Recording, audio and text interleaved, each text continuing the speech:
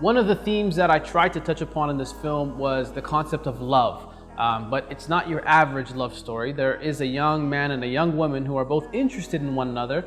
And in reality, we know that it's very difficult for young Muslims to get married nowadays. And because of that, we find that the attraction they have with one another, it's uncontrollable. They're not able to do things the halal way. So the haram becomes the best option they can see moving forward. Now, this isn't very different than how we see many young relationships forming today, with social media, with young men and women, interacting with each other at school and so on. It's very easy to find yourself in these very tricky situations where you think this person is the right one for you, you want to get married, but you don't do it in the halal way.